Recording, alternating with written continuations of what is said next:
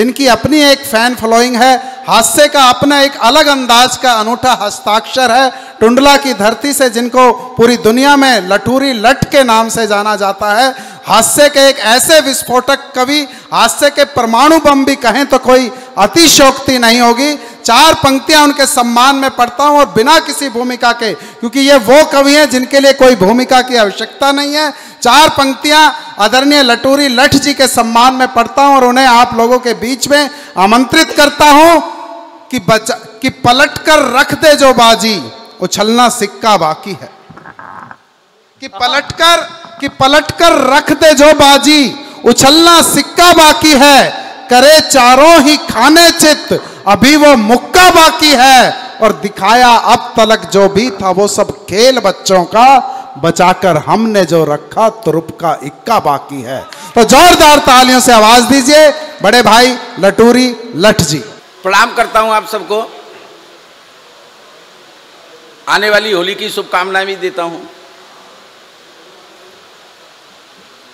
आप भी भाई साहब बैठ जाइएगा, जो लोग खड़े हुए हैं, बाहर खड़े हुए हैं, उनसे आग्रह करना चाहता हूं कि वो भी कोई निकल लें या अंदर आ जाएं, एक काम कर लें।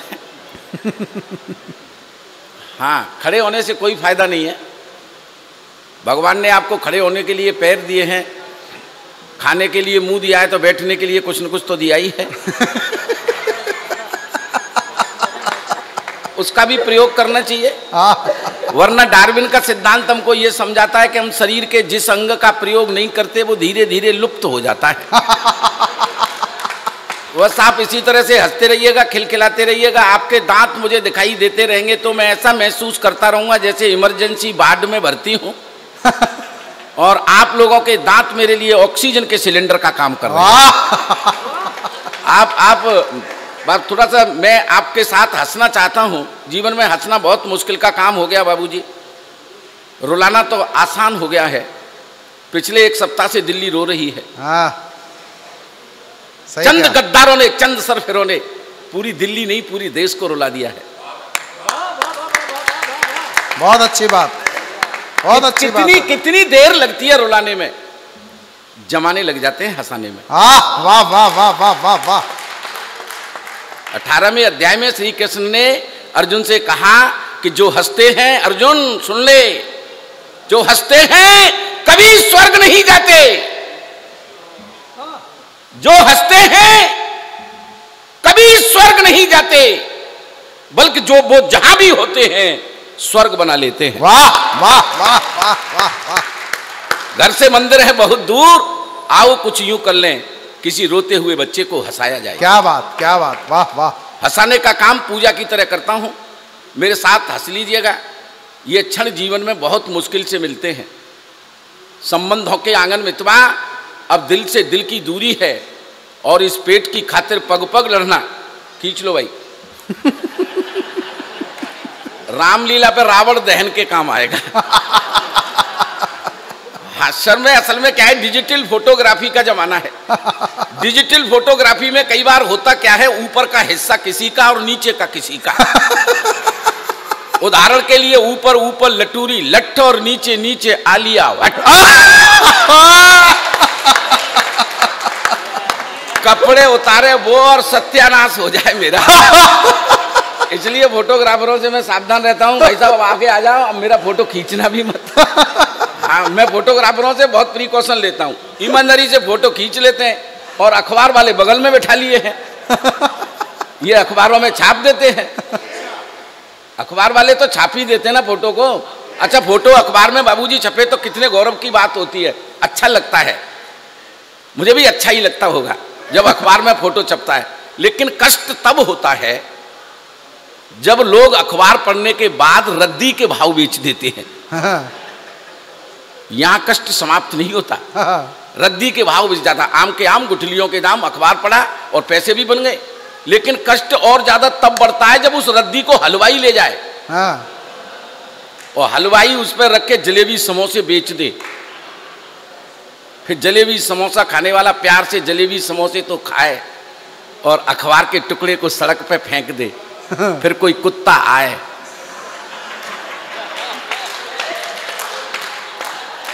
फिर अच्छा नहीं लगता। लेकिन इसमें हंसने की बात नहीं है। लेकिन कई बार, एक बार मैं बताऊं बाबूजी, बहुत बहुत बिल्कुल ही जीता जागता संस्मरण है मेरा। उस दिन लगा के अखबार में फोटो छपना भी बहुत गौरव की बात होती है। ये मुझे पुष्कर में जाके पता चला। पुष्कर में गधों का मेला लगता है और कवि सम्मेलन भी होता है। उसमें आदरणीय सलम माहेश्वरी साहब को प्रणाम करता हूँ, सुरेश माहेश्वरी साहब को भी अतिरिक्त प्रणाम करता हूँ। गौरी शंकर भैया हमारे बीच में नहीं रहे, वो जहां भी हो भगवान उनकी आत्मा को शांति प्रदान करे। चलिए सर, बस आनंद लीजिएगा। मैं छोटी छोटी बातों से बस इसी तरह से हंसाने की कोशिश वर करूंगा। तब मुझे लगा कि फोटो अखबार में छपना गौरव की बात क्यों होती है, ये इसका कारण मैं बताना चाहता हूं। पुष्कर में जो मेला लगता है उसमें अंग्रेज बहुत आते हैं। अखबार पर फोटो मेरा छप गया था, हलवाई भी खरीद ले गया था और हलवाई ने एक अंग्रेजन को रख के उस पर जलेबी बेच दी जिस पे मेरा फोटो छपा था। अंग्रेजन, ये मान के चलो ट्रंप के साथ 2-3 महिलाएं आई थी।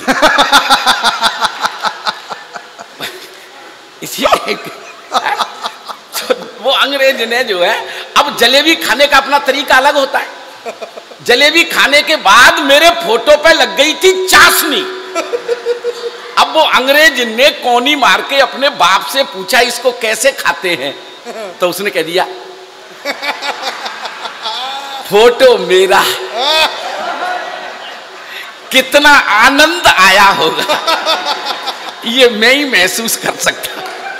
उस दिन लगा के अखबार में फोटो छपना भी गौरव की बात होती है।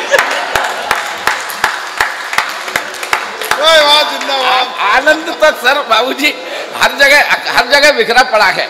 बस आप देखिए, मैं बीच बीच में छोटी छोटी बातें भी करता रहूंगा। मैं सर इसलिए ये बातें कर रहा हूं, आप आनंद लो। आनंद के अतिरिक्त कुछ नहीं, मैं केवल आनंद के साथ जीना चाहता हूं। कभी भी कवियों को हल्के में नहीं लेना चाहिए। कोई कवि कब ढंग की बात कहे ये कवि को खुद पता नहीं होती है।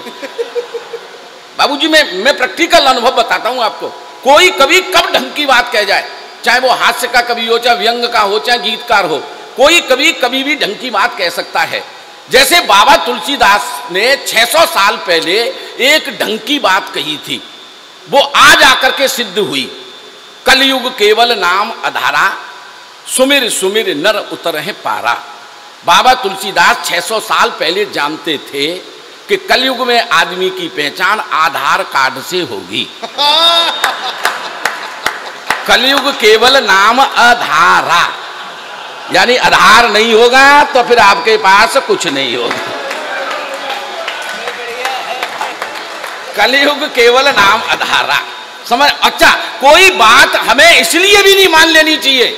मैं इस बात का भी विरोध करता हूं सर आपकी पार्टी बीजेपी से ना सर, आपकी बात पौराणिक प्रसंगों को लेकर के बीजेपी पार्टी ज्यादा कुछ चर्चाएं करती है, लेकिन ऐसा नहीं है कि पौराणिक बातें सभी सिद्ध सत्य हो जाती हो। मैं एक एग्जाम्पल आपके सामने रखता हूं। श्री कृष्ण ने अर्जुन से गीता में कहा है, नहीं न छिदंत शस्त्रान नहीं न दहते पावक न किले दिन तापो न शोष्यत मारुत है। ये श्री कृष्ण ने अर्जुन से कहा 5600 साल पहले।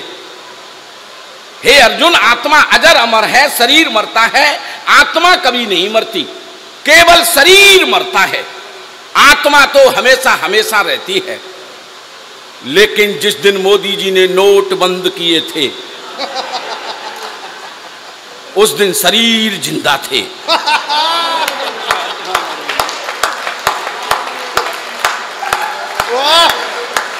तालियां बजा दो सर आप एक बार जोरदार।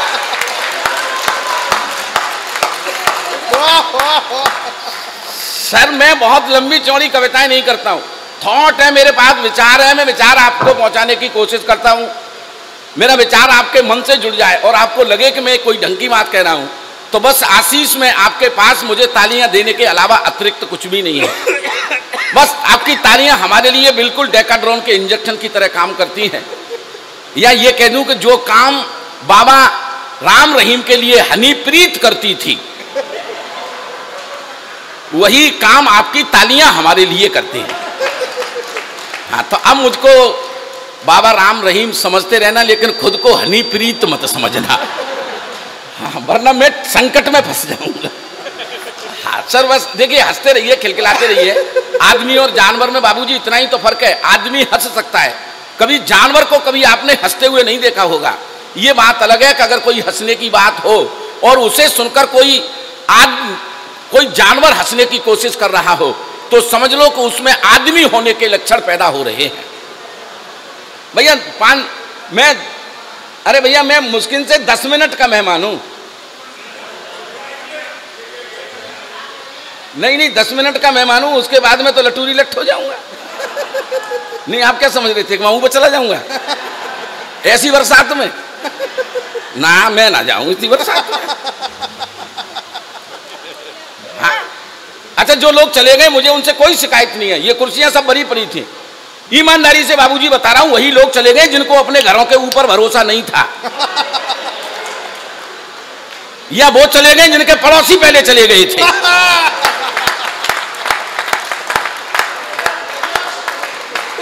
मैं उन्हें श्राप देता हूं, जिस मकसद के लिए गए उसमें कामयाब नहीं होंगे।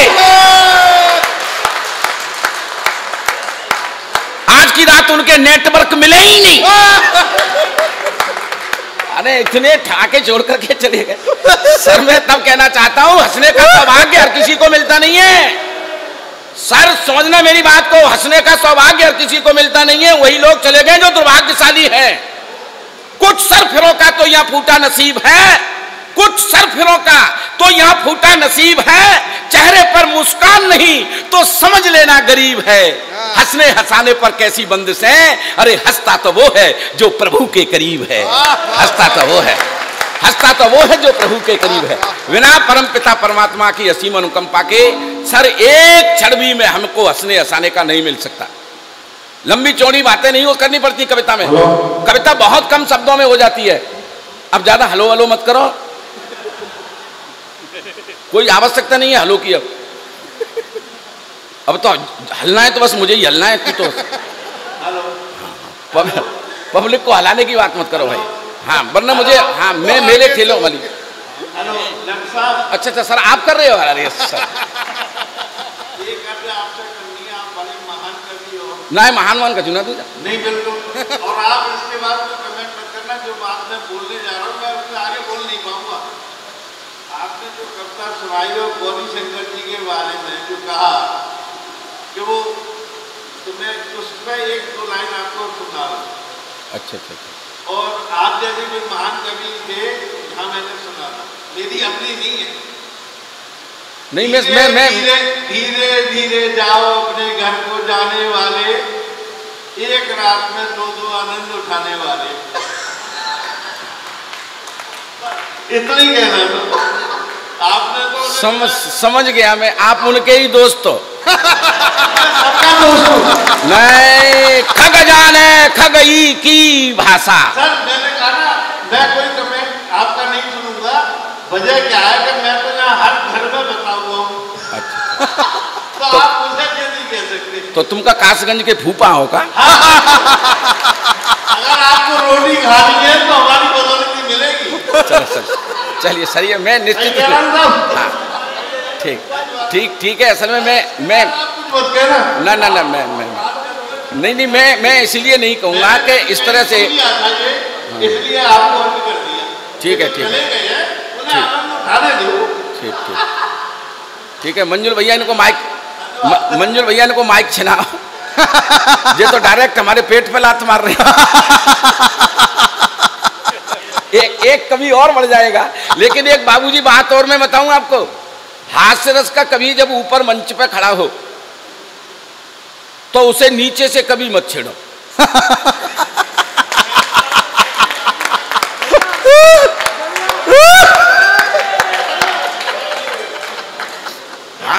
हाँ जब मैं ऊपर से बोल रहा हूं तो तुम नीचे से फिर क्यों बोल रहे हो? बस आपको आनंद लो आप। लेकिन क्योंकि अच्छा एक बात और बताऊं आपको, इस तरह से आप अगर बात करते रहेंगे तो ये हास्य रस के कवि की चमचागिरी कहलाएगी। क्योंकि ऐसी कोई बात नहीं जिसका मैं हास्य में उत्तर दे नहीं सकता। सर ठीक, मेरा कहने का मतलब ये है, 2-4 पंक्तियां आपके सम्मान में मैं जरूर पढ़ूंगा। नहीं बाबूजी, केवल मनोरंजन मेरा उद्देश्य है, आपका आनंद उद्देश्य है मेरा सर। अरे नहीं कुछ नहीं, ठीक नहीं। ये तो बाबूजी आपने पड़ी लकड़ी उठा ली और लकड़ी नहीं है तो पूरा लठ उठा लिया यार, और वो भी लटूरी लठ। लेकिन नहीं बाबूजी, लेकिन ये दुर्भाग्य नहीं है बाबूजी। मैं जानता हूं श्रोता और वक्ता का तुल्य नाता है, श्रोता और वक्ता का तुल्य नाता है। जो पल्ला नीचा होता है, जो पल्ला भारी होता है, नीचा हो जाता है। क्या बात, वाह वाह वाह। आप बहुत भारी हैं। ईमानदारी से बाबूजी, मेरी आंखों में आज आंसू है। मैं यकीनन मेरी बात को महसूस करना, मैं एक बहुत ही बाबूजी कायदे की बात करना चाहता हूं। मेरी आंखों में आंसू इसलिए हैं, आप यकीन नहीं करेंगे, मैं रात को 11:30 बजे 6 घंटे की कार से यात्रा की, उसके बाद 6 घंटे मैंने बस में यात्रा की, और उसके बाद लगभग 8:30 पौने 9 बजे जब मैं सिकोहाबाद पे था और मैं वचनबद्ध था, तो आदरणीय सलभ भारती जी ने मुझे, मेरे जैसे बौने आदमी को सिकोहाबाद से कार से मंगवाया। तो मुझे लगा कि अगर आप जैसे लोग नहीं होते तो हम कवियों का मान कौन रखता।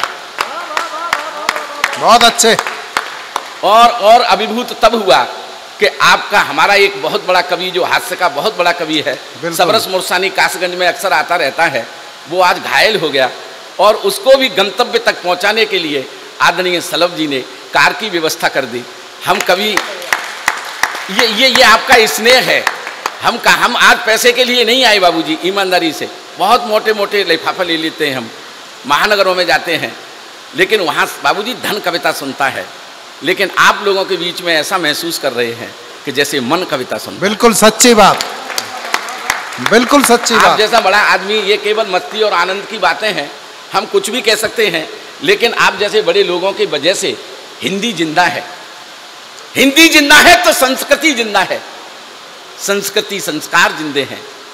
बाबूजी, सबसे ज्यादा हमला हो रहा है आपकी हिंदी पर, वो तो आप जैसे बड़े लोग हैं जो हिंदी को बचाए हुए हैं। मैं हमेशा लोगों से कहता हूं कि अगर हिंदी नहीं रही तो हिंदू भी नहीं रहेगा।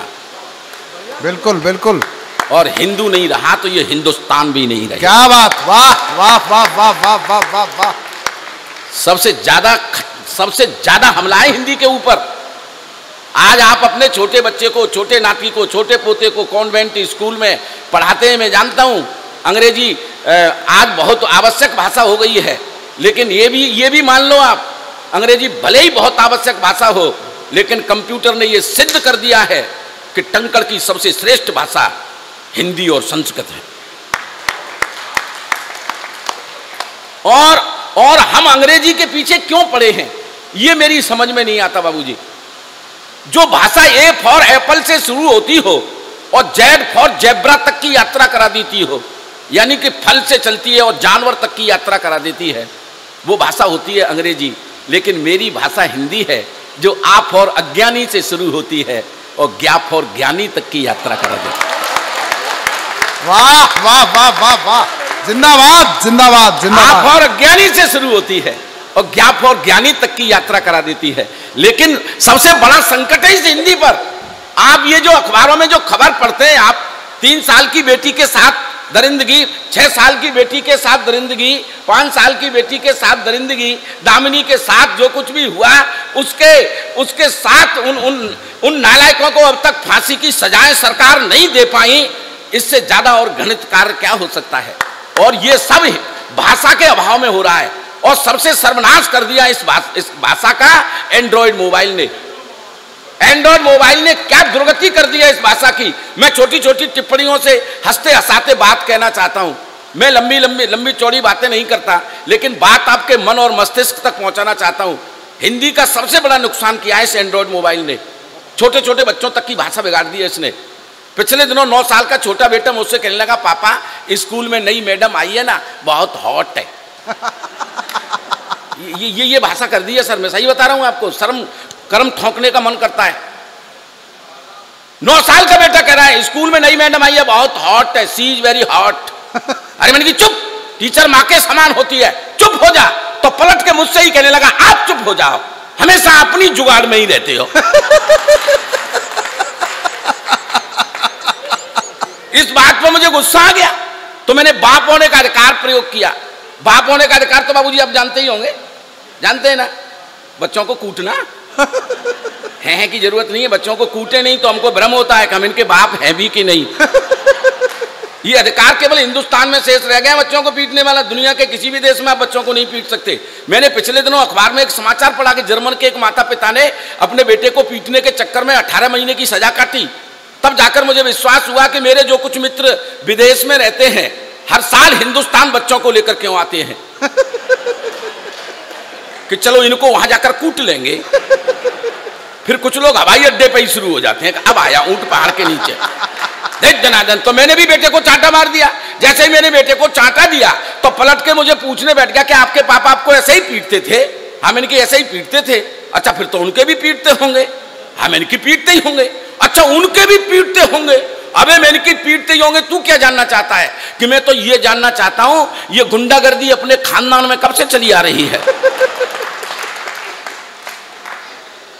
सर मैं बात कर रहा हूं छोटे छोटे बच्चों की। यकीन मानना आप, मैं तो ऑलरेडी एक ऐसे बेटे का बाप हूं जो एक एक क्लास में 3-3 बार मॉनिटर रहता है। इतने विद्वान बेटे का बाप हूं मैं सर। एक एक क्लास में 3-3 बार मॉनिटर। पिछले दिनों छमाई की परीक्षा में फेल हो गया तो बाप होने की वजह से मैंने उसे डांट दिया। मैंने की सुन में छमाई की परीक्षा में फेल हो गया, मैंने बर्दाश्त कर लिया। अगर सालाना के इम्तिहान में भी फेल हुआ ना तो मुझको पापा कहने की जरूरत नहीं है। जब वार्षिक परीक्षा का रिजल्ट लेकर के आया तो मैंने उसे पूछा भी, रे तेरे रिजल्ट का क्या हुआ? तो सर को खुजलाते हुए कहने लगा, रहने दे लटूरी यार, तेरे बाप होने का अधिकार समाप्त हो गया। सर आनंद तो बिखरा पड़ा है। एक संस्मरण और सुनाता हूं। माननीय योगी आदित्यनाथ जी की अपने उत्तर प्रदेश में सरकार है। 2 साल पहले सरकार बनी थी। आप सब लोग जानते हैं 2 साल पहले सरकार बनी थी, आदरणीय सलब साहब बनी थी ना। बोर्ड की परीक्षाएं शुरू हो गई थी तो उन्होंने सबसे पहले हमला बोर्ड की परीक्षाओं पर कर दिया। नकल विहीन परीक्षा होगी, किया था ना सर? अखबार में यह भी पढ़ा होगा 11 लाख परीक्षार्थी परीक्षा छोड़ के भाग गए। पिछली सरकारों ने शिक्षा का स्तर इतना ऊंचा कर दिया था। 11 लाख परीक्षार्थियों को जो नकल के सारे पास होना चाहते थे परीक्षा छोड़ करके भाग गए। मेरे बेटे ने भी 10+2 इंटर की परीक्षा दी थी। रिजल्ट बहुत जल्दी डिक्लेयर कर दिया था। आदरणीय डॉक्टर राजेंद्र तो बहुत बड़े प्रोफेसर हैं, रिजल्ट बहुत जल्दी डिक्लेयर कर दिया था। जिस दिन रिजल्ट आने को था उसी दिन घर पे मेहमान आने को थे। तो मैंने अपने बेटे से कहा, मैंने देख भाई तेरा रिजल्ट आ रहा है, घर पे रिश्तेदार आ रहे हैं, कुछ गड़बड़ हो जाए, नकल विहीन परीक्षा हुई है तो रिश्तेदारों के ही सामने ये मत कह देना मैं फेल हो गया, मेरी नाक कट जाएगी, मेरी क्या पूरे खानदान की नाक कट जाएगी। रिश्तेदारों के सामने ये मत कहना, बस कोट वर्ड सेट कर लेते हैं। अगर एक विषय में फेल हो जाए तो बस ये कह देना बोल बजरंग बली की जय, मैं समझ जाऊंगा एक विषय में फेल। 2 विषय में फेल हो जाए तो ये कह देना बोल सियावर रामचंद्र की जय, 2 विषय में फेल। और भाई की 3 विषय में भी फेल हो तो बेटा फेल शब्द को जुबान पर मत लाना, बस ये कह देना बोल ब्रह्मा विष्णु महेश की जय, मैं समझ जाऊंगा तू 3 विषय में फेल हो गया। 12 बजे के करीब रिजल्ट डिक्लेयर हो गया। नेट पे देख करके सूचना देने के लिए मेरे पास आ ही रहा था। भाई साहब मुझे फिर भी भ्रम हुआ कि कुछ गड़बड़ न कर दे, रिश्तेदारों के सामने नाक कट जाए। तो मैंने उसे दूर से ही इशारे से पूछा, अब आप ठाके के लिए तैयार रहना। मैंने दूर से ही उसे इशारे से पूछा, रे तेरे रिजल्ट का क्या हुआ? तो दोनों हाथ उठाकर बोला बोल साचे दरबार की जय। आप समझ गए उसके रिजल्ट का क्या हुआ? तो एक बार जोरदार तालियां बजा करके मुझे बता दो कि मैं समझ गए। सर हंसने के लिए कहीं जाने की जरूरत नहीं है। उधर तो वो भाई साहब बैठे हुए हैं, मेरे बिल्कुल साड़ू भाई लग रहे हैं। सर मैं गंजेपन की बात कर रहा हूं, बिल्कुल साड़ू भाई लग रहे हैं। साड़ू भाई का मतलब आप जानते ही होंगे, एक ही कंपनी के द्वारा ठगे गए 2 ग्राहक, इट मीन्स साड़ू भाई। अच्छा, आदमी के जीवन में केवल 2 ही महिलाएं सर पे हाथ फिरा सकती हैं, या तो मां फिरा सकती है या पत्नी फिरा सकती है। मां हाथ फिराती है तो बाल बढ़ते हैं,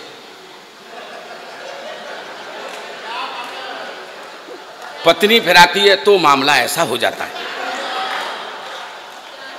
उधर भाई साहब को देखकर ऐसा लग रहा जैसे पूरे मोहल्ले ने फिरा दिया होगा।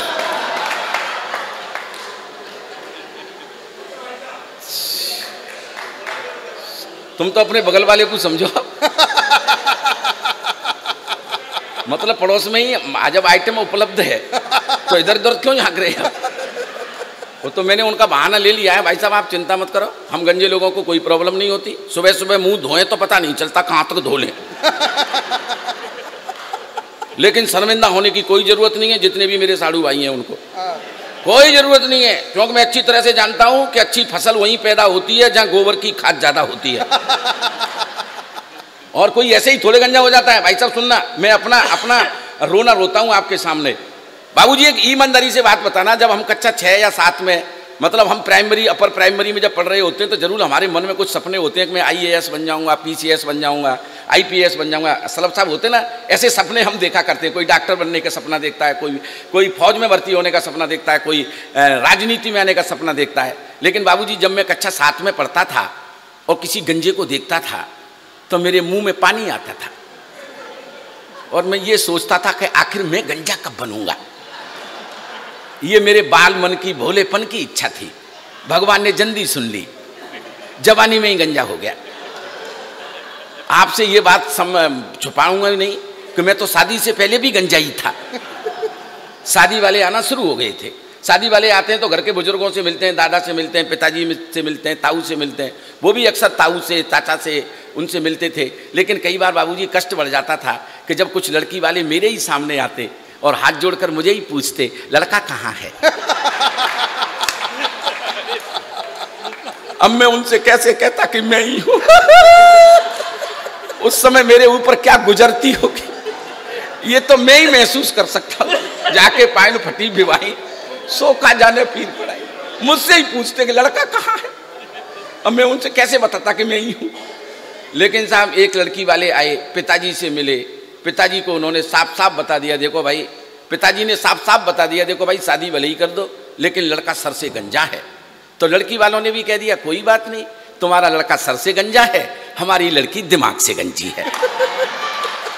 तो बात बन गई। वो 100 रुपए दिए ताऊ जी को और दादाजी को, सबको, दादी के लिए सबको 100 रुपए दे गए। बात तय हो गई, लगन की तिथि तय हो गई कि उस दिन लगन लेकर के आएंगे। बाबूजी लगन आ जाती है, आप तो लगन के नेता हो तो लगन वगैरह के समारोह में जाते आते रहते हो गए। लगन जब आती है तो लड़के को दूल्हा बना करके चौकी पे बैठा दिया जाता है। ये सब पारिवारिक है तो आप सब लोग जानते हैं। लड़की वाले बैठ जाते हैं सजे धजे, उधर लड़के वाले बैठ जाते हैं, घराती बराती सब बैठे होते हैं और घर की महिलाएं ढोलक लेकर के बैठ जाती हैं, पर्दा वर्दा डाल के, और फिर गीत गाती हैं। लेकिन वहाँ दृश्य अलग है। मैं दूल्हा बना बैठा हूँ, लड़की वाले बैठे हैं, लड़के वाले बैठे हैं, घर की महिलाएं पर्दे के पीछे बैठी हैं, ढोलक बजने की आवाज़ आ रही है, लेकिन कोई महिला गीत नहीं गा रही है। कोई महिला गीत नहीं गा रही है। असल में बहन जी उस समय जो गीत गाया जाता है आप अच्छी तरह से जानती हैं, रघुनंदन फूले न समाए लगन आई हरे हरे लगन। अरे ताली बजा लो, ये गीत अब सुनने को मिलते कहाँ? हाँ, मैरिज होम में चाई माई होती हैं, अब तो होमड़ नहीं होते। सर सही बता रहा हूँ मैं आपको, शादियाँ होती नहीं है अब, चाई माई होती हैं। मैं सही बता रहा हूँ, 24 घंटे में काम खत्म। समस्या सर इस बात की है कि हम एक मोदी के सहारे इस देश को छोड़ देना चाहते हैं। एक अन्ना के सहारे हम इस देश को छोड़ देना चाहते हैं। घर घर में मोदी पैदा करने पड़ेंगे।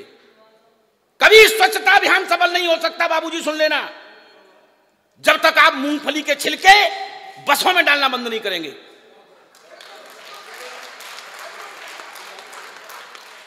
आप अपनी सब्जी के छिलके गलियों में डालना बंद नहीं करेंगे। आप खुले में शौच जाता बंद नहीं करेंगे। यह स्वच्छता अभियान कभी सफल नहीं हो सकता। एक मोदी कर लेगा पूरे हिंदुस्तान को स्वच्छ, एक अन्ना इस देश को कर देगा शुद्ध। 4 पंक्तियां सुनना मैंने कही, स्याही सूख गई पेनों की तो कोरे पन्ना क्या कर लेंगे। स्याही सूख गई पेनों की तो कोरे पन्ना क्या कर लेंगे। दूध भैंस सब यहां बिकाऊ तो टंगे पसन्ना क्या कर लेंगे। अब भ्रष्टाचार के सभी किलों पर हमने झंडे गाड़ लिए। नस नस डूबी भ्रष्टाचार में तो बूढ़े अन्ना क्या कर लेंगे।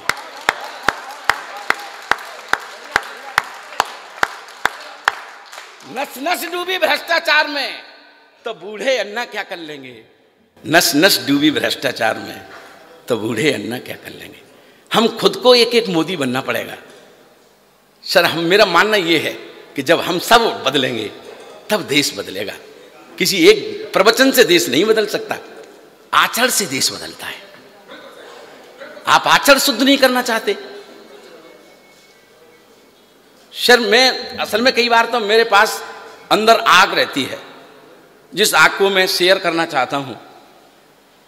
मैं चैतन्यता का कवि हूं, मैं हास्य का कवि नहीं हूं, मैं टिप्पणियों का कवि हूं। मैं लोगों के मन को बदलने की कोशिश करता हूं। आप अपने मनों को बदलिए तो ये देश अपने आप बदलना शुरू हो जाएगा। हम सब बदलेंगे तो फिर युग बदलेगा। वरना हम जहां से चले थे और वहीं आ गए। सर मैं ठीक कह रहा हूं ना? अब एक कविता सुना दूं मैं आपको,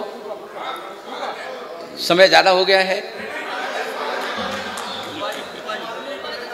सर। बस एक कविता सुना देता हूं मैं आपको।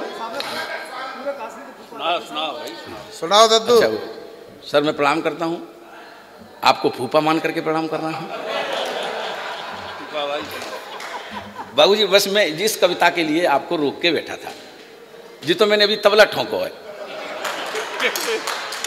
जितना बड़ा संगीतकार होता है। हाँ। सर मैं ईमानदारी से बात करता हूँ।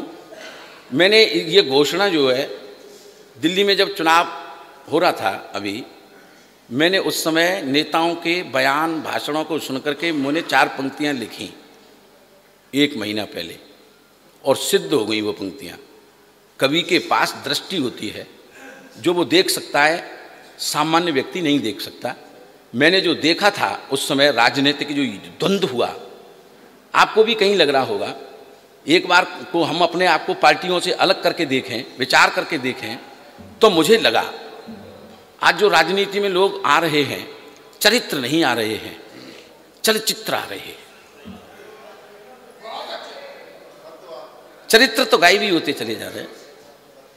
आप पैसा कमा लो किसी भी तरीके से, पार्टी आपको टिकट दे देगी, नहीं दे देगी तो आपको नॉमिनेट कर देगी, विधान परिषद या राज्यसभा में भेज देगी, बशर्ते आपके पास पैसा होना चाहिए। तब ये पंक्तियां सुनना आप। कपटी क्रूर क्रोधी कामी सिद्धों को देख रहा हूं। बढ़िया। कपटी क्रूर क्रोधी कामी सिद्धों को देख रहा हूं। राजनीति की गलियों में आज प्रसिद्धों को देख रहा हूं। लोकतंत्र की लाश पड़ी है संसद के चौबारे में, मैं आसमान में मंडराते गिद्धों को देख रहा हूं।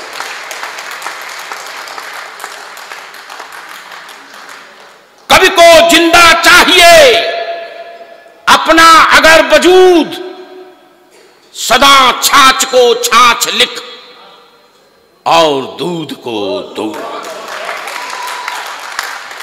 बहुत बढ़िया। कभी अगर ठकुर स्वाति कहने लगेगा उस राज्य का जल्दी ही नाश हो जाएगा, ये शास्त्रीय उचित बात है सर। मैं कहता हूं सर एक कविता, तमाम विषयों पर आपने कविताएं सुनी है। पिछले दिनों सुरेंद्र शर्मा जी की उपस्थिति में जब मैंने ये कविता पढ़ी, ईमानदारी से आदरणीय डॉक्टर राजेंद्र सिंह, आदरणीय पवन बाथम सर, उन्होंने कहा कि पिछले 2-3 दशक में इतनी अच्छी एक हास्य की कविता मंचों पर आई है। मैं उस कविता को आपके साथ शेयर करना चाहता हूं। तमाम विषयों पर आप कविताएं, या मैं जानता हूं कि बड़े बड़े कवि सम्मेलन आप जिसको भी चाहते हैं उसको बुला लेते हैं। ईमानदारी से आपकी सामर्थ्य इतनी है, बड़े लोग हैं सब, माहेश्वरी समाज तो पूरे, एक माहेश्वरी काफ़ी होता है सर। मैं आपको यहाँ तो 2-2 माहेश्वरी हैं, सुरेश माहेश्वरी साहब, सलभ माहेश्वरी साहब, सबको मैं सर सुनना। तो आपने तमाम कवियों को सुना है, तमाम विषयों पर आपने कविताएं सुनी हैं। बेटी पे कविताएं सुनी हैं, पिता पे कविता सुनी है, माता पे कविता सुनी है, बाबा पे कविता सुनी है, मामा पे, चंदा मामा दूर के मामा पे कविता सुनी है। लेकिन एक ऐसा रिश्ता है जिस पर किसी ने कविता नहीं लिखी, वो रिश्ता है फूफा।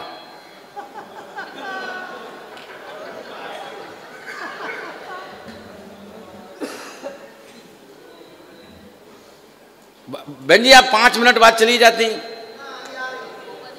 अच्छा अच्छा अच्छा, ठीक ठीक, कोई बात नहीं, चलिए, आवश्यक कार्य हो सकता है,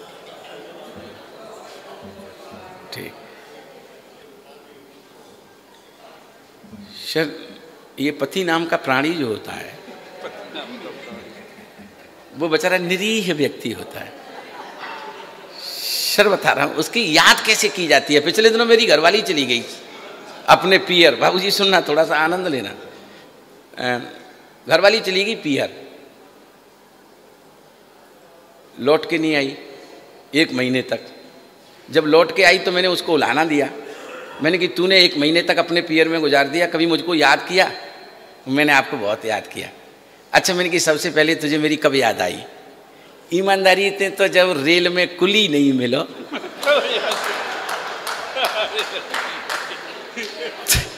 तो मुझे तुम्हारी बहुत याद है। यार सही बता रहा हूँ आपको, बाबूजी सही बता रहा हूँ आपको। पिछले दिनों इतनी बावली है, इतनी संस्कारित है, पिछले दिनों तो नाश्ता की प्लेट में कचू लेके आई और बोली लट्ठी जी ले डिनर कर ले। अरे मैंने की बावली, जो सुबह सुबह खाते हैं उसको ब्रेकफास्ट कहते हैं, रात के खाने को डिनर कहते हैं। तो तपाक से बोली मैंने कौन सा अभी बनाया है, रात का ही है, कर लो। और जी अभी जो आया था ट्रम्प का के लिए आया था, मैनेजमेंट के लिए सीखने के लिए तो आया ही था। गुजरात का आदमी का भी मैनेजमेंट देखो, जो गुजराती ने पूरा देश जब कहते हैं मैनेजमेंट। सर माफ करना, मैं बुराई मत मानना, लेकिन मैनेजमेंट में दोनों जोगा भोगन को नाम जलवा। अच्छा, मोदी जी जैसा आदमी तो है ही नहीं दुनिया में, इतना बढ़िया आदमी। ईमानदारी से बाबूजी, ईमानदारी से आप सोचना, महसूस करना, 70 साल में पहली बार हमें जिन्हें लगी कि देश में कोई आदमी प्रधानमंत्री है। पहली बार लगी है कि देश में कोई आदमी प्रधानमंत्री है, वरना 10 साल तक तो हम ऐसे आदमी झेलते रहे जो बोलता ही नहीं था। ज्यादा खुश होने की जरूरत नहीं है, अब ऐसे को झेल लें जो किसी को बोलने ही नहीं देता। सर बहुत गुरु आदमी है, पहली बार प्रधानमंत्री बने तो संसद के पैर छुए ना सर। लोगों को लगाया ढंग का आदमी प्रधानमंत्री बन गया। अब फिर लाल किले पे जाके भाषण दिया, मित्रों भाई बहनों, न खाऊंगा न खाने दूंगा। लोगों को लगा यार आदमी तो ढंग का, खाएगा भी नहीं खाने भी नहीं देगा। फिर गुजरात में जाकर के भाषण दिया, मित्रों भाई बहनों, घर घर में शौचालय बनवाऊंगा। मैंने कि मेरे बाप जब खाएगा नहीं खाने भी नहीं देगा, आदमी खाएगा नहीं तो फिर जाएगा नहीं, घर घर में शौचालय का क्या होगा?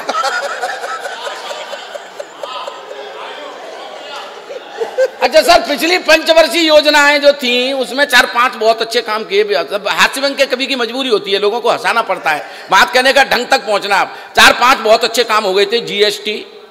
जीएसटी में लोगों की केवल यही प्रॉब्लम है, जो कम पढ़े लिखे लोग हैं, कहाँ जाके जीएसटी को रजिस्ट्रेशन करावें, कैसे नया व्यापार शुरू करें, ये एक प्रॉब्लम खड़ी है गई है जीएसटी के नाम पे। लेकिन जब लोगों की समझ में आ जाएगी तब समझ में आएगी कि जीएसटी बहुत अच्छी चीज थी देश के लिए। ठीक है, और एक बात और कहना चाहता हूं, मैं सोचता हूं सर, लोग कहते हैं कि नोटबंदी से कोई फायदा नहीं हुआ, देश का क्या फायदा हुआ? विपक्षी लोग ये तोहमत लगाते हैं बीजेपी पर। सर मैं बात बिल्कुल प्रैक्टिकल करता हूं, ऐसे हवा में बात नहीं करता। विपक्ष के लोग बीजेपी पर, नोटबंदी से लोग मर गए, ये हो गया वो हो गया, कोई फायदा नहीं हुआ। हम जानते हैं नोटबंदी से फायदा हुआ है। पाकिस्तान की अर्थव्यवस्था भुखमरी के कगार पर पहुंच गई है, नोटबंदी से ये हुआ। बिल्कुल, उससे पहले पाकिस्तान की अर्थव्यवस्था हमारे नोट और वहां चलते थे, इसलिए वो उछलता था। नहीं वो एक अलग मसले हैं, मैं उन पर नहीं कह रहा, लेकिन अर्थव्यवस्था आज पाकिस्तान की जाकर के देख लो। हाँ, पाकिस्तान की इतनी अब अर्थव्यवस्था है जितने तो हमारे यहाँ के लड़का अपनी गर्लफ्रेंड के मोबाइल में रिचार्ज करा देता है। सर इससे ज्यादा अर्थव्यवस्था नहीं है पाकिस्तान की। हाँ, पाकिस्तान कोई, लेकिन जिस सरकार ने मुझे एक ही शिकायत है कि पाकिस्तान को हवा बना के खड़ा कर दिया।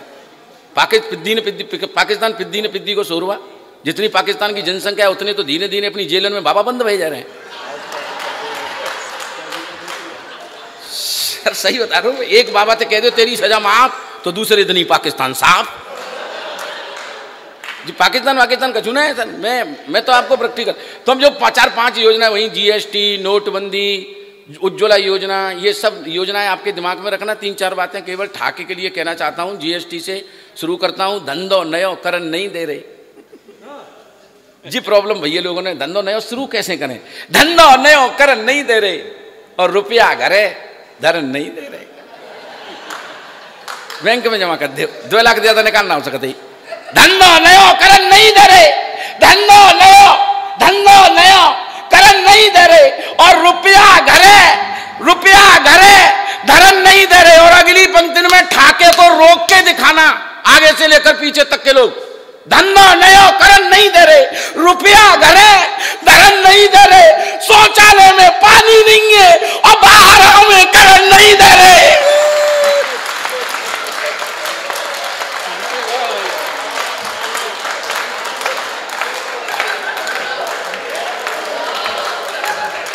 धंधो नयो करन नहीं दे रहे, रुपया घरे धरन नहीं दे रहे, शौचालय में पानी नहीं है, बाहर हमें करन नहीं दे रहे और गैस सिलेंडर घर घर पहुंचे, चूल्हा घरे जरन नहीं दे रहे। 150 रुपया बढ़ाए दे एक संग।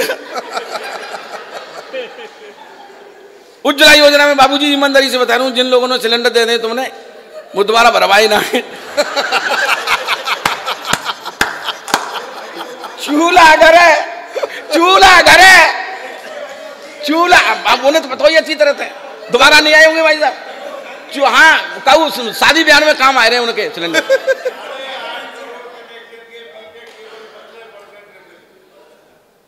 मुझे पता है ना, मैं इसलिए तो मैं कहूँ सर्च है, मेरे बगल में भी एजेंसी है वीर सुरेंद्र सिंह यादव की, तो वहां से निकालो मैंने ये बात है ना। गैस सिलेंडर घर घर पहुंचे, चूल्हा घरे जरन नहीं दे रहे और ठाका फिर रोकना जियो की सिम हाथ में, जियो की सिम हाथ में और फिर हमें जियन नहीं दे रहे।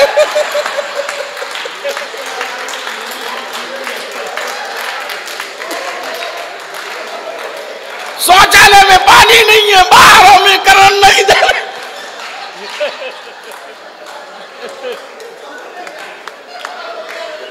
और जबरन जीवन बीमा कर दो। और मान लिया भाई पकड़ो ना को,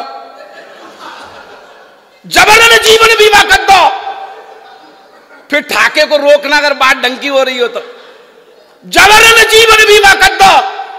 अब ढंगते हमें मरण नहीं दे रहे।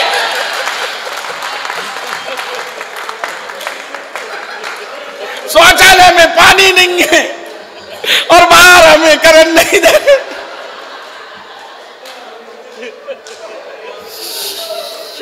शायद देखिए अपन हंसते हंसाते बात कहते हैं।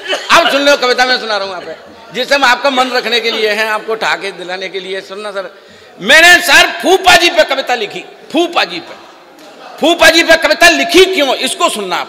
फूफा जी पे कविता मैंने इसलिए लिखी कि तुलसी सूर कबीरा मीरा। बाबूजी सुनना, मैं कविता सुना रहा हूं आपको। मैंने ये फूफा जी पे कविता लिखी क्यों, आखिर उसका कारण बताता हूं। तुलसी सूर कबीरा मीरा एक दिन सपने में आई। तुलसी सूर कबीरा मीरा एक दिन सपने में आए, छाती कूटी माथा फोड़ा, आंखन में आंसू ले आए। भक्ति भाव के हमने जाने कितने ग्रंथ बनाए, पर जा फूफा जी के ऊपर हम नहीं 4 आंख लिख पाए। इतने बड़े कवि है के फूफा जी पे 4 अक्षर नहीं लिख पाए और मैंने कविता लिखी है फूफा जी पे, तो बड़ा कवि को। अब मुझको बड़ा कवि मान करके सुनो, ये मेरा कहने का मतलब है। बड़ा कवि मान के सुनोगे तभी तो आपको अच्छा लगेगा। और ऐसा समय ऐसे ये कहता तो फिर मजा नहीं आएगा। बड़ा कवि मान के सुनो। मैं सुनाता हूँ आपको। फूफा जी, जब हम बाबूजी किसी पर कविता लिखते हैं तो ऐसे ही नहीं लिखते, हवा में बात नहीं करते, उसका अध्ययन करते हैं। हमने फूफा जी का अध्ययन किया, ये फूफा जी आखिर बला क्या है। तो मैंने देखा कि फूफा तो हमारा एक ऐसा रिश्ता है जो हमारे परिवारों में शांति व्यवस्था कायम कराता रहता है। बहन जी ईमानदारी से बता रहा हूँ मैं आपको, फूफा ही ऐसा रिश्ता है जो शांति व्यवस्थाओं की सोचता है। शादी ब्याह में बाबूजी जितने भी झगड़े होते हैं वो दूल्हे का जीजा करवाता है, जो नया नया जीजा बनता है वही कराता है। फूफा तो बेचारा आकर के बड़ा बूढ़ा आदमी होता है, आकर के शांत कराता है, बेटा शादी हो जाने दे, तुझसे पहले इस घर के जीजा हम हुआ करते थे। जो भूतपूर्व जीजा होता है ना, वही तो फूफा हो जाता है।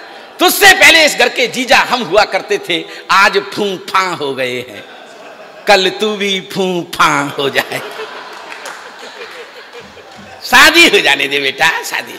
तो वो जैसे तैसे शादी ब्याह करवा देता है, यानी शांति व्यवस्था बना देता है। और फूफा जी की सबसे पहले आवश्यकता, आदरणीय पवन भाई साहब, सबसे पहले फूफा जी की आवश्यकता पड़ी थी चक्रवर्ती सम्राट अशोक को कलिंग युद्ध के बाद। आप सब इतिहास पढ़ा है आपने, भीषणतम रक्तपात हुआ था, लाखों महिलाएं विधवा हुई थी, करोड़ों बच्चे अनाथ हुए थे, आत्महत्या करने की सोचने लगे थे अपने देश के चक्रवर्ती सम्राट अशोक। तब उनके सगे फूफा तथागत गौतम बुद्ध ने उन्हें सत्य और अहिंसा से परिचय कराया, बौद्ध धर्म की दीक्षा दी, आत्महत्या करने से रोका। तब मुझे लगा कि फूफा जी शांति व्यवस्था कायम कराते हैं, फूफा जी कभी झगड़े टलते नहीं। तब मुझे लगा कि फूफा जी शांति। और अब मैं सिद्ध करना चाहता हूं कि जहां जहां फूफा होते हैं वहां शांति बन जाती है, और जहां फूफा नहीं होते हैं वहां सर्वनाश हो जाता है। ये कवि सम्मेलन जासू अच्छा है वो है कि फूफा जी हैं।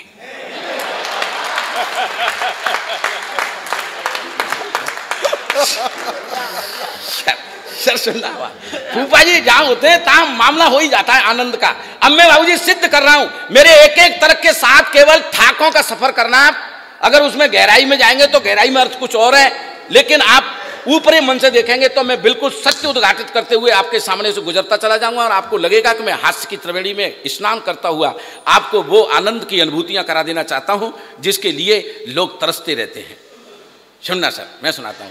झगड़ा कभी नहीं करवाते, झगड़ा कभी नहीं करवाते, शांत कराते फूफा जी। झगड़ा कभी नहीं करवाते, शांत कराते फूफा जी, तत्व जिंदगी का समझाते हमें हमारे फूफा जी। झगड़ा कभी नहीं करवाते, झगड़ा कभी नहीं करवाते, शांत कराते फूफा जी, तत्व जिंदगी का समझाते हमें हमारे फूफा जी। पहला तर्क रखता हूं, महाभारत का युद्ध न होता, महाभारत का युद्ध न होता, जग जाहिर युद्ध, महाभारत का युद्ध न होता, चीर हरण भी ना होता, समय से पहले मरे न होते अगर कृष्ण के फूफा जी। कुंती सगी बुआ थी, पांडु के मरने के बाद ये महाभारत का युद्ध हुआ, द्रौपदी का चीर हरण सारी चीजें हुई पांडु के मरने के बाद, जो कृष्ण के सगे फूफा थे। महाभारत का युद्ध न होता, चीर हरण भी नहीं होता, यानी फूफा के अभाव में हुआ सर्वनाश। सर मैं ये सिद्ध करना चाहता हूं, अगला तर्क आपकी अदालत में ऐसे तैर जाएगा मुझे पता है। पहला तर्क थोड़ा सा जटिल था, जो थोड़ा समझने में दिक्कत रही, है ना। महाभारत का युद्ध न होता, चीर हरण भी ना होता, समय से पहले मरे न होते अगर कृष्ण के फूफा जी, और सीता हरण कभी नहीं होता, सीता हरण कभी नहीं होता, ना रावण यूं मारा जाता, सीता हरण कभी नहीं होता, ना रावण यूं मारा जाता, सूपर्णखा के पतियद होते मेघनाथ के फूफा जी। सूपर्णखा के पतियद होते मेघनाथ के फूफा जी। और जिस त्योहार की अगवानी में आप यहां बैठे हुए हैं, मैं तर्क रखना चाहता हूं और उठाना है इस कवि सम्मेलन को, फिर ऊंचा करना है इसके ठाकों के वितान को, है ना। रंगों का त्योहार न बनता, रंगों का त्योहार न बनता, रंगों का त्योहार न बनता, कभी होलिका ना जलती, रंगों का त्योहार न बनता, कभी होलिका ना जलती, हिरणाकुश के जीजा होते प्रहलाद भक्त के फूफा जी। रंगों का त्योहार न बनता, कभी होलिका ना जलती, हिरणाकुश के जीजा होते प्रहलाद भक्त के फूफा जी। ये 3 युगों से 3 तर्क मैंने आप तक पहुंचा दिए। वर्तमान के कुछ तर्कों से जोड़ना चाहता हूं, हास्य का परसेंटेज बढ़ाता हूं, ठाकों की यात्रा को और आप तक को विशाल करके आप तक पहुंचाना चाहता हूं। इंदिरा जी राजीव न मरते, सुनो सर वर्तमान का तर्क, इंदिरा जी राजीव न मरते, ना पीएम मोदी होते। इंदिरा जी राजीव न मरते, ना पीएम मोदी होते, सोनिया के नंदोई होते, राहुल गांधी के फूफा जी। फूफा अगर होता तो कांग्रेस को ऐसे सत्यानाश नहीं होता, पप्पू ही पैदा होता है फिर बिना फूफा के।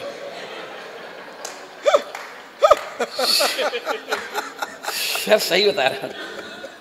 अद्भुती हिंदी बोल लेती हैं सोनिया जी।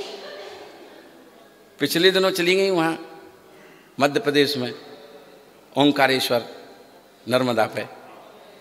ये जो नर्मदा योजना है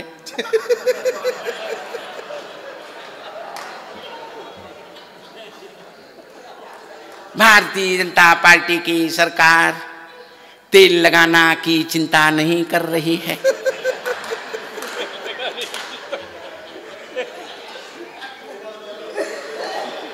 नहीं सर, इसमें व्यंग है, इसमें व्यंग है। भारतीय जनता पार्टी तेल लगाने की चिंता नहीं करती है, उसे जरूरत नहीं है कि तेल लगाए कोई हमारे। हमें तो जो करना है कर ही देंगे। नोट बंद करने हैं तो कर देंगे, पूछेंगे नहीं कहा हुए तेल लगाए की हमें जरूरत ना है। ट्रम्प के दोस्त बन के आवे तो आ जा साले यहाँ पर। अच्छा बाबूजी एक बात बताऊँ बहुत मजेदार। ट्रम्प जब आगरा में आए तो पुलिस वाले रिक्शा वाइन में एक एक अंग्रेजी को क्वार्टर दे रहे। सही भगवान से सही बात बता रहा हूँ। एक एक, हाँ रिक्शा वाले तो घूमते रहते हैं गलियों में, एक एक क्वार्टर दे रहे। मैंने एक पुलिस वाले पूछी भाई साहब क्यों ये क्वार्टर क्यों बांट रहे हो? सरकार की तरफ से बट रहे का? बोले हाँ सरकार की तरफ से ही बट रहे हैं, मोदी जी की तरफ से बट रहे हैं। तो मैंने कि रिक्शा वाले नहीं बट रहे? बोले हाँ जी देश की बेइज्जती करा सकते हैं बिना पिए। हिंदी बोलेंगे बिना पिए जे।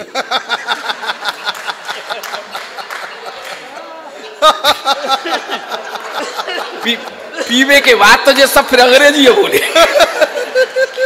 देश का मस्तक ऊंचा है जाए। सर मैं पकड़ता हूँ बात को। सर सही बता रहा हूँ, बहुत बहुत। सर बाबूजी अब सुनो, आप मतलब अंत में मुश्किल से 1.5 मिनट को काम है बस। नहीं 1.5 मिनट में ये कविता मेरी पूरी हो जाएगी। सुना आप, बहुत जोरदार बात सुना रहा हूँ आप।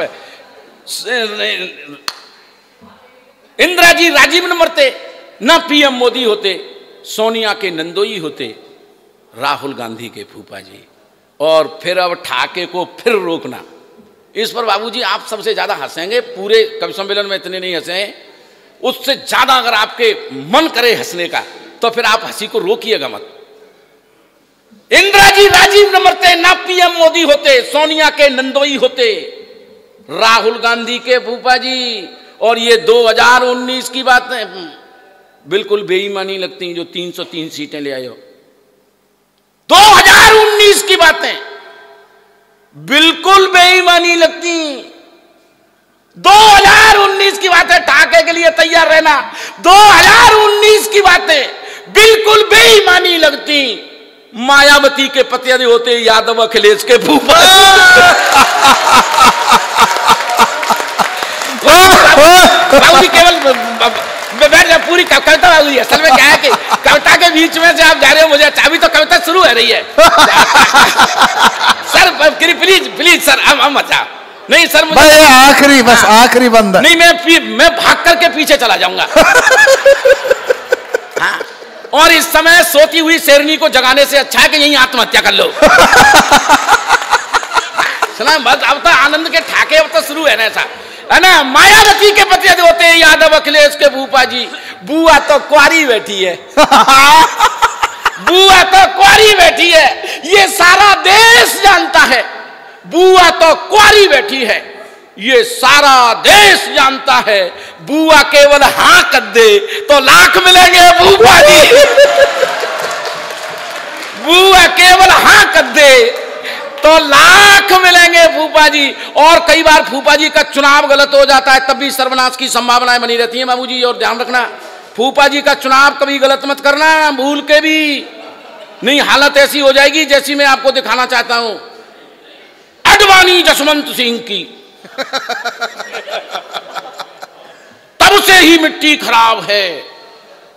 सुनना सर, अडवाणी जसवंत सिंह की। गलत चुनाव किया फूफा का। मैं केवल यह संकेत देना चाहता हूं आपको, गलत चुनाव कभी मत करो।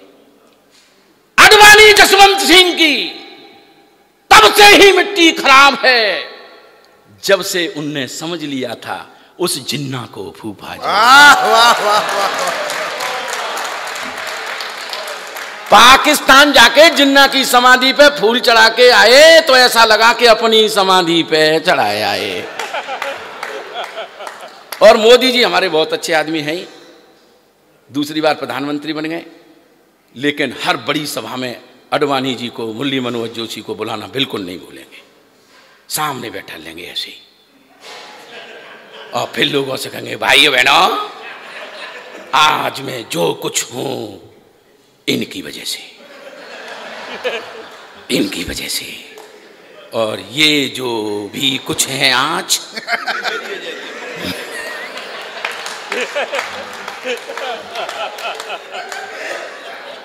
यानी कि तुम जिन्ना की जय बोलोगे और ये देश माफ कर देगा। मोदी से मतलब नहीं है, ये देश माफ नहीं करता साहेब। आज़ादी की लड़ाई में जिसने जितना योगदान दिया उसको उतनी इज्जत मिली है। उदाहरण के लिए देख लो, गांधी जी का चित्र तो 2000 के नोट पे भी है, और नेहरू जी को कुल 98 मिली है।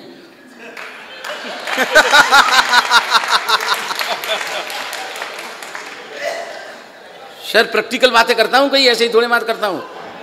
अडवाणी जसवंत सिंह की तरफ से ही मिट्टी खराब है। जब से उनने समझ लिया था उस जिन्ना को भूपा जी, और आजम खां की बुरी फजीयत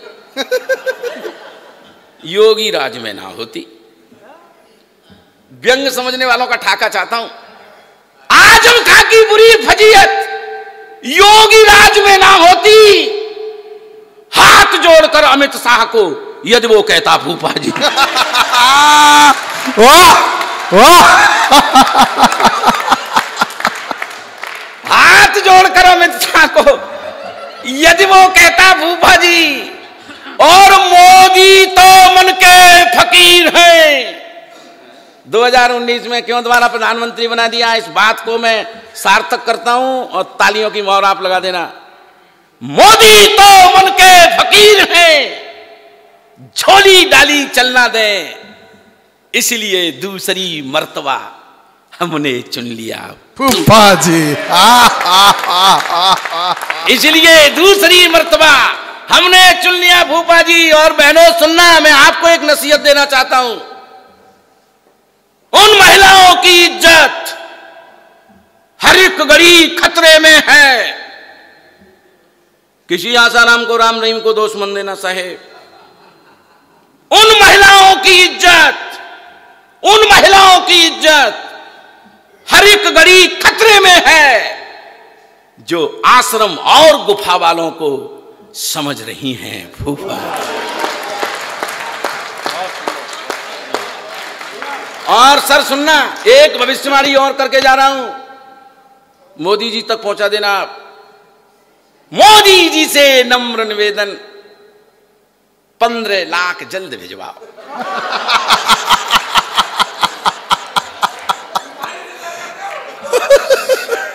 मोदी जी से नम्र निवेदन। सर उन्होंने वादा किया था 15 लाख खाते में भिजवाएंगे। तुम क्या सोच रहे हो, ऐसे ही छोड़ देंगे हम? भिजवाओगे नहीं और तुम्हें प्रधानमंत्री नहीं बनाएंगे हम? मोदी जी से नम्र निवेदन, 15 लाख जल्द भिजवाओ, वरना 2024 में तुमको फिर चुन लेंगे भूपा जी। वरना 2024 में तुमको फिर चुन लेंगे भूपा जी।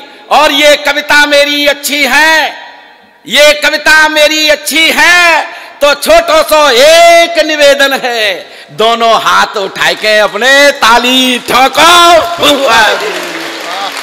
दोनों हाथ उठा के फिजाओं को आंखों में महफूज रखना। बड़ी दूर तक रात ही रात होगी, मुसाफिर हो तुम भी, मुसाफिर है हम भी, फिर किसी मोड़ पर मुलाकात होगी।